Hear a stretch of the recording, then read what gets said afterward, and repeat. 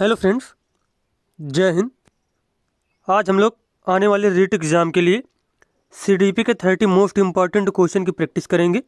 जो रीट लेवल 1 हो या फिर लेवल 2 हो, दोनों के लिए बेहद इंपॉर्टेंट है। और आप लोग कमेंट करके बताना इसमें से आपको कितने क्वेश्चन आ रहे थे। और अगर वीडियो अच्छा लगे तो चैनल को सब्सक्राइब करें, वीडियो को लाइक करें, कमेंट करें। तो चलिए देखते हैं। पहला क्वेश्चन यहाँ पर दिया गया है। पहला प्रश्न यहाँ पे दिया गया है, वह कौन सी अवस्था है जब बच्चा तार्किक रूप से वस्तुओं व घटनाओं के विषय में चिंतन प्रारंभ करता है? संवेदी प्रेरक अवस्था, औपचारिक संक्रियात्मक अवस्था, पूर्व संक्रियात्मक अवस्था या फिर मूर्त संक्रियात्मक अवस्था। तो इस क्वेश्चन का आंसर हो जाएगा वह अवस्था जब बच्चा तार्किक रूप से वस्तुओं व घटनाओं के विषय में चिंतन प्रारंभ करता है, वह अवस्था होती है मूर्त संक्रियात्मक अवस्था। कौन सी अवस्था? मूर्त संक्रियात्मक अवस्था।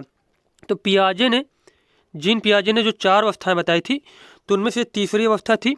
अब आपको ये जो चारों अवस्थाएं हैं इनका क्रम याद रखना। जैसे कि पहली अवस्था कौन सी थी? संवेदी प्रेरक अवस्था या फिर संवेदी गामक अवस्था, इसे ही इंद्रिय गामक भी कहते हैं।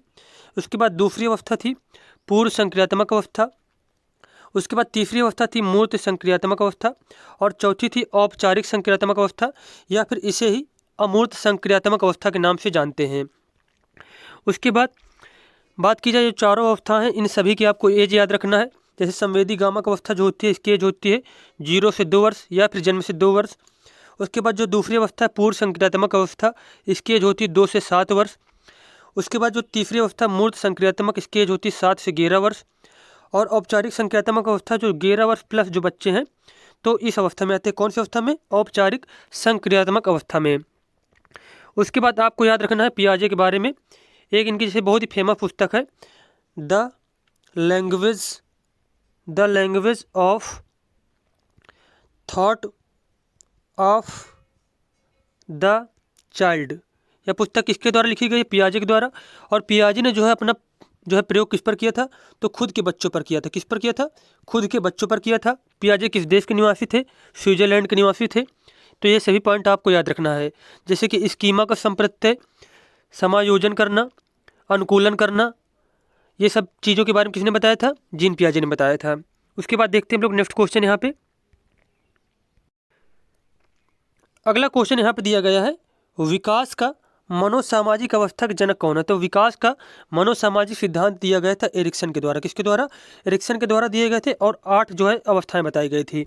जैसे कि कोहलबर्ग थे, इन्होंने नैतिक विकास सिद्धांत का प्रतिपादन किया। और एक पॉइंट आपको यह याद रखना है कि कोहलबर्ग के सिद्धांत की आलोचना किसने की थी? तो कैरोल गिल्गिन ने। किसने किया था? कैरोल गिल्गिन ने इन्होंने इनके सिद्धांत की आलोचना की थी। और देखभाल और नैतिकता के अनुसार पर, कि जैसे कि जो नारी होती है, जो औरत होती है, तो उनका देखभाल का जो तरीका दूसरा होता है, नैतिकता का तरीका दूसरा होता है, और पुरुषों का तरीका दूसरा होता है। तो नैतिकता और देखभाल के आधार पर कैरोल गिल्गिन ने इनके सिद्धांत की आलोचना की थी। बात की जाए यहाँ पे जैसे कि फ्राइड की, तो सिगमंड फ्राइड ने मनोविश्लेषणवाद का सिद्धांत दिया, मनोविश्लेषण सिद्धांत दिया था। और इन्होंने 3 प्रकार के मन बताए थे। कौन कौन से? जैसे कि अचेतन मन हो गया, अर्धचेतन मन हो गया, अर्ध चेतन मन हो गया, और चेतन मन हो गया। तो 3 प्रकार के इन्होंने मन बताए थे। जैसे कि अचेतन मन होता है 90%, और इसके बाद चेतन मन कितना होता है? 10% होता है। और अर्धचेतन की जो है यहाँ पे 0 जो है इंपॉर्टेंस होती है। उसके बाद बात किया जाए यहाँ पे, बंडूरा ने सामाजिक अधिगम का सिद्धांत दिया था। सामाजिक अधिगम का सिद्धांत दिया था किसने? बंडूरा ने। तो ये सारे पॉइंट आपको याद रखने होंगे। अब यहाँ पे क्वेश्चन दिया गया है, प्राथमिक स्तर पर एक शिक्षक में निम्नलिखित में से किसे महत्वपूर्ण विशेषता मानना चाहिए? पढ़ने की उत्सुकता, धैर्य और दृढ़ता, शिक्षण पद्धतियों और विषय के ज्ञान में दक्षता, अतिमानक भाषा में पढ़ाने में दक्षता। तो बात की जा रही है यहाँ पे प्राथमिक स्तर पर। तो प्राथमिक स्तर पर एक शिक्षक जो उसको धैर्य और दृढ़ता की जो है उसमें क्वालिटी बहुत ही ज़्यादा होनी चाहिए।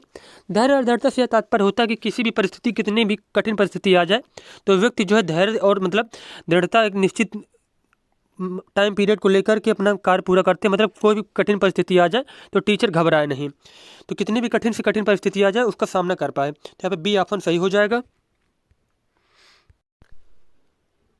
पाठचर्या निर्माण में निम्न में से कौन सा कार्य माना जाता है? मतलब पाठचर्या निर्माण कैसा कार्य है? नेमी कार्य, विशेषज्ञता कार्य नहीं है, अत्यधिक विशेषज्ञता कार्य है, एक महत्वपूर्ण कार्य है। तो पाठचर्या निर्माण करना क्या है, एक अत्यधिक विशेषज्ञता कार्य होता है, क्योंकि पाठचर्या का निर्माण जो है सभी बच्चों को देख कर किया जाता है, क्योंकि बच्चों में व्यक्तिगत भिन्नताएं पाई जाती हैं, प्रत्येक बच्चा एक दूसरे के अनुरूप नहीं होता है, तो इसलिए सभी को देख करके जो है पाठचर्या का निर्माण किया जाता है। तो यहाँ पे सी वाला ऑप्शन हमारा बिल्कुल ही सही हो जाएगा। अगला क्वेश्चन यहाँ पे दिया गया है, निम्न में से किस अवस्था में बच्चे अपने समवयस्क समूह के सक्रिय सदस्य हो जाते हैं। तो किशोरावस्था में बच्चे जो होते हैं अपने समवयस्क समूह के सक्रिय सदस्य हो जाते हैं। अब जैसे किशोरावस्था को स्टैनली हॉल ने कहा था संघर्ष, तनाव, तूफान व विरोध की अवस्था है। जैसे कि किशोरावस्था के बारे में एक शब्द कहा कि जैसे कि मुख्य रूप से एक शब्द में अगर बयां किया जाए किशोरावस्था को, तो कौन सा शब्द है, परिवर्तन। कौन सा शब्द है वह, परिवर्तन। और एक किसने कहा था, बिंग व हंट ने। किसने, बिंग व हंट ने। किशोरावस्था में समायोजन की समस्या होती है, बच्चों को किशोरावस्था में समायोजन की समस्या होती है। वीर पूजा की भावना आ जाती है किशोरावस्था में। वीर पूजा की भावना से तात्पर्य होता है कि बच्चे किसी को अपना रोल मॉडल मानना लगते हैं और उनके जैसे ही बनना चाहते हैं। जैसे कोई व्यक्ति भगत सिंह को अपना गुरु मानता है, रोल मॉडल मानता है, कोई महात्मा गांधी के विचारों पर चलना चाहता है, तो इसे कहते हैं वीर पूजा की भावना होना। और इस अवस्था में, किशोरावस्था में बच्चे जो होते हैं अपने पेरेंट्स का विरोध करते हैं, अपने पेरेंट्स की बातों को नहीं मानते हैं। तो ये सभी आपको याद रखना है चीज़ें। उसके बाद क्वेश्चन है, विद्यार्थियों की प्रशंसा कहाँ की जानी चाहिए। तो विद्यार्थियों की प्रशंसा लोगों के बीच में की जानी चाहिए, जिससे कि जो व्यक्ति है, जो विद्यार्थी है, तो अपने को क्या है, सहज महसूस कर सके और अपने को जो है समाज में एक अच्छा प्रदर्शित कर सके, अच्छे के रूप में प्रदर्शित कर सके। तो यहाँ पे सी वाला ऑप्शन सही हो जाएगा। उसके बाद यहाँ पे क्वेश्चन दिया गया है, बच्चों की रुचि बनाए रखने के लिए निम्नलिखित में से आप कौन सी विधि का चयन करेंगे। बच्चों को पढ़कर आने को कहेंगे और प्रश्न पूछेंगे, स्वयं गतिविधि करेंगे तथा बच्चों को बताएंगे, आप गतिविधि में बच्चों को शामिल करेंगे, बच्चों को स्वयं गतिविधि करने के लिए देंगे। तो बच्चों को रुचि बनाए रखने के लिए सबसे अच्छा कार्य होता है कि बच्चों को करके सीखने दिया जाए। तो यहाँ पर डी वाला ऑप्शन करेक्ट हो जाएगा, बच्चों को स्वयं गतिविधि करने के लिए देंगे। अगला प्रश्न यहाँ पर दिया गया है, 6 से 10 वर्ष की अवस्था में बालक किसमें रुचि लेना शुरू करते हैं। तो विद्यालय में। किसमें, विद्यालय में। नेक्स्ट क्वेश्चन यहाँ पे दिया गया है, अभिवृत्ति क्या है। तो इसका आंसर हो जाएगा, एक भावात्मक प्रवृत्ति जो अनुभव के द्वारा संगठित होकर किसी मनोवैज्ञानिक वस्तु के प्रति पसंदगी या नापसंदगी के रूप में प्रतिक्रिया करती है। तो यहाँ पे पहला कथन ऑप्शन जो है ए वाला सही दिया गया है। अगला क्वेश्चन यहाँ पे है, अनुसंधान से पता चलता है कि हमारी पढ़ाई का कितना प्रतिशत हिस्सा दृश्य और श्रवण अंगों के माध्यम से ग्रहण किया जाता है। तो इसका आंसर हो जाएगा 85%। कितना, 85% जो हिस्सा है वह दृश्य और श्रवण अंगों के माध्यम से ग्रहण किया जाता है। शिक्षक को गृह कार्य की जांच कब करनी चाहिए। तो शिक्षक को गृह कार्य की जांच जो है नियमित रूप से करनी चाहिए। अगला क्वेश्चन यहाँ पे है, प्राथमिक विद्यालयों के बालकों के लिए निम्नलिखित में से किसे बेहतर मानते हैं। तो इसका आंसर हो जाएगा स्वयं के द्वारा किया गया अनुभव। स्वयं के द्वारा किया गया अनुभव। नेक्स्ट क्वेश्चन यहाँ पे है, गणित में अधिगम निर्योग्यता का आकलन निम्नलिखित में से किस परीक्षण द्वारा सर्वाधिक उचित तरीके से किया जा सकता है।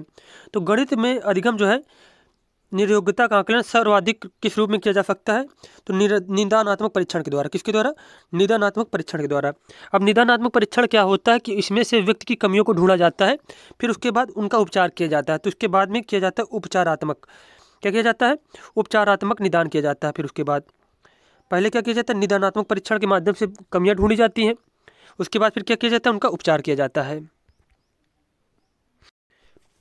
अगला प्रश्न यहाँ पे है, जब किसी शिक्षक पर प्राधिकारी हावी होता है या उसे अन्य कार्य करने के लिए विवश किया जाता है तो उसकी क्षमता क्या होती है। तो उसकी क्षमता घटती है। जाहिर सी बात है, जब किसी व्यक्ति पर बहुत ज़्यादा प्रेशर पड़ेगा तो उसकी क्षमता क्या होगी, कम होगी।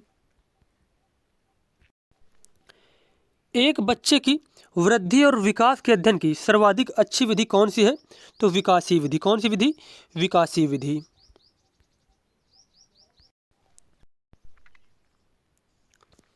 अगला क्वेश्चन यहाँ पे है, शिशु काल को अपीली काल निम्नलिखित में से किसने कहा है। शिशु काल को अपीली काल कहा है हरलॉक ने। किसने, हरलॉक ने। उसके बाद अगला क्वेश्चन यहाँ पे है, एक बच्चे की मानसिक आयु 12 वर्ष है एवं वास्तविक आयु 10 वर्ष है, तो उसकी बुद्धि लब्धि क्या होगी? तो बुद्धि लब्धि का फार्मूला क्या होता है? मानसिक आयु अपान वास्तविक आयु, मानसिक आयु अपान वास्तविक आयु इंटू 100, यह बुद्धि लब्धि का फार्मूला होता है। तो इसको जब हम लोग सॉल्व करेंगे तो मानसिक आयु 12 है और वास्तविक आयु कितनी है? 10 है, इंटू 100 कर देंगे। तो 10 से इसको डिवाइड करेंगे, 10 टाइम्स में डिवाइड हो जाएगा, तो यहाँ पे आ जाएगा 12 दहम 120, कितना हो जाएगा? 120 हो जाएगा। तो एक बच्चे की मानसिक आयु 12 वर्ष है और वास्तविक आयु 10 वर्ष है, तो उसकी बुद्धि लब्धि कितनी होगी? 10 होगी, मतलब 120 होगी। तो यहाँ पे आपको यह फार्मूला याद रखना कि बुद्धि लब्धि जो है इसका फार्मूला क्या होता है? मानसिक आयु बटे वास्तविक आयु इंटू 100। यहाँ पे कोई भी नंबर दे दिया जाए तो ये फार्मूला से आपको इस क्वेश्चन को सॉल्व करना है। अब यहाँ पे नेक्स्ट क्वेश्चन दिया गया है, निम्नलिखित में से कौन सुमेलित नहीं है? विकास व्यक्ति में नवीन विशेषताएं और योग्यताएं प्रस्फुटित करता है। यह कथन हरलॉक के द्वारा दिया गया था, बिल्कुल सही है। विकास व्यक्ति में नवीन विशेषताएं और योग्यताएं प्रस्फुटित करता है। अधिगमकर्ता का विकास एक द्रुतगामी प्रक्रिया, यह कथन स्किनर का है, यह भी सही है कि अधिगम का विकास एक द्रुतगामी प्रक्रिया, यह कथन स्किनर के द्वारा दिया गया था। बालक की अभिवृद्धि जैविकीय नियमों के अनुसार होती है, यह कथन क्रॉगमैन का है, तो ये भी यहाँ पे सही दिया गया है। तो यहाँ पे डी वाला ऑप्शन यहाँ पे गलत दिया गया है। वृद्धि और विकास स्वरूप का परिवर्तन न होकर आचरण में परिवर्तन द्वारा भी होता है, यह कथन क्या है? गलत दिया गया है। तो यहाँ पे आपको ये जो 3 कथन दिए गए हैं, ये तीनों कथन आपको यहाँ पे याद रखने हैं। अब अगला क्वेश्चन यहाँ पे दिया गया है, परिपक्वता का संबंध किससे है? विकास से। किससे? विकास से। उसके बाद क्वेश्चन दिया गया है, गुणात्मक परिवर्तन निम्न में से क्या कहलाता है? गुणात्मक परिवर्तन कहलाता है विकास। क्या कहलाता है? विकास कहलाता है। और विकास कब से स्टार्ट होता है? तो प्रसव पूर्व अवस्था से, प्रसव पूर्व अवस्था या फिर गर्भावस्था से विकास प्रारंभ हो जाता है और प्रत्येक व्यक्ति की जब तक मृत्यु नहीं हो जाती है तब तक विकास चलता रहता है। तो विकास संपूर्ण जीवन चलता रहता है। तो कौन से सिद्धांत के अनुसार? विकास के निरंतरता सिद्धांत के अनुसार। और बात की जाए कि सबसे पहले किस अंग का विकास होता है, तो सिर का। किसका होता है? सिर का सबसे पहले विकास होता है। उसके बाद यहाँ पे क्वेश्चन दिया गया है, बाल्यावस्था कितने वर्ष तक होती है? तो 12 वर्ष तक। कब से स्टार्ट होती है? 6 वर्ष से स्टार्ट होती है और बाल्यावस्था तक होती है। जैसे कि बाल्यावस्था को जैसे कि समूह की आयु, उसके बाद गंदी आयु और चुस्ती की आयु के नाम से भी जानते हैं। और बात की जाए बाल्यावस्था की, तो बाल्यावस्था में बच्चे जो होते हैं अपने समलिंगी के साथ खेलना पसंद करते हैं। तो ये सारी विशेषताएं होती बाल्यावस्था की। जैसे कि बाल्यावस्था को सुनहरी अवस्था भी कहा जाता है। अगला क्वेश्चन यहाँ पे दिया गया है, अभिवृद्धि और विकास के सिद्धांत निम्न में से कौन सा नहीं है? मतलब अभिवृद्धि और विकास का सिद्धांत इनमें से कौन सा नहीं है? तो यहाँ पे जो है पदानुक्रमिक का सिद्धांत, यह जो है अभिवृद्धि और विकास का सिद्धांत नहीं, जबकि समान प्रतिमान सिद्धांत, सतत विकास का सिद्धांत और सामान्य से विशिष्ट क्रियाओं का सिद्धांत, ये तीनों ही विकास के सिद्धांत होते हैं। उसके बाद बात की जाए यहाँ पे कि प्राक संक्रियात्मक अवस्था कितना वर्ष तक होती है? तो प्राक संक्रियात्मक अवस्था जो जीन पियाजे के अनुसार दूसरी अवस्था होती है, तो इसकी एज जो होती है वो होती है 2 से 7 वर्ष। 2 से 7 वर्ष। अब यहाँ पे क्वेश्चन दिया गया है, निम्नलिखित में से कौन सा सुमेलित नहीं है? बालक का विकास सिर से पैर की ओर होता है सतत विकास के सिद्धांत के अनुसार, तो ये ऑप्शन गलत हो जाएगा। पहला ही ऑप्शन यहाँ पे गलत हो जाएगा। गलत इसमें पूछा गया है तो ये ऑप्शन यहाँ पे सही हो जाएगा कि बालक का विकास जो सिर से पैर की ओर होता है तो वह होता है शिरोपुच्छ सिद्धांत के अनुसार, या फिर इसको मस्तकाधोमुखी सिद्धांत भी बोलते हैं। जबकि यहाँ पे बात की जाए कि जैसे कि जो सतत विकास सिद्धांत दिया गया है, इसके अनुसार जो विकास होता है वो संपूर्ण जीवन लगातार चलता रहता है। तो यहाँ पे ए वाला ही ऑप्शन गलत दिया गया है। उसके बाद जैसे कि बी ऑप्शन है, बालक किसी वस्तु को पकड़ने हेतु पहले सभी अंगों का प्रयोग किंतु बाद में किसी एक अंग की विशेष रूप से प्रयोग करता है, तो सामान्य से विशिष्ट क्रियाओं सिद्धांत बिल्कुल सही है। तीव्र बुद्धि वाले बालक के मानसिक विकास के साथ शारीरिक और सामाजिक विकास भी तीव्र गति से होता है, यह परस्पर संबंध का सिद्धांत, तो यह भी कथन सही है। यहाँ पे 2 बालक समान नहीं किंतु सभी बालकों में विकास का क्रम समान होता है, तो यह बताता है समान प्रतिमान का सिद्धांत, तो यह भी यहाँ पे सही दिया गया है। उसके बाद यहाँ पे क्वेश्चन दिया गया है, निम्नलिखित में से किसे किशोर मनोविज्ञान के पिता के नाम से जाना जाता है? तो स्टैनले हॉल को। किसको? स्टैनले हॉल को। अब यहाँ पे क्वेश्चन दिया गया है जैसे कि बालक की वृद्धि एवं विकास निम्न में से क्या है? तो वृद्धि और विकास एक दूसरे के पूरक हैं। क्या है? पूरक हैं। अगला क्वेश्चन है, भाषा की सापेक्षता परिकल्पना किसने प्रतिपादित की है? हॉर्प ने। किसने? हॉर्प ने। मानव विकास कैसा होता है? तो मानव विकास मात्रात्मक और गुणात्मक दोनों रूप से होता है। मूर्त संक्रियात्मक अवस्था कितने वर्ष तक होता है? तो 7 से 11 वर्ष तक। 7 से 11 वर्ष तक। उसके बाद क्वेश्चन यहाँ पे दिया गया है, बीएफ स्किनर के अनुसार बच्चों में भाषा का विकास निम्नलिखित में से किसका परिणाम होता है? अनुकरण का, पुनर्बलन का, अनुकरण तथा पुनर्बलन का, या फिर उपयुक्त में से कोई नहीं। तो भाषा का विकास बच्चों में होता है किसका परिणाम? अनुकरण तथा पुनर्बलन का। किसके अनुसार? बीएफ स्किनर के अनुसार।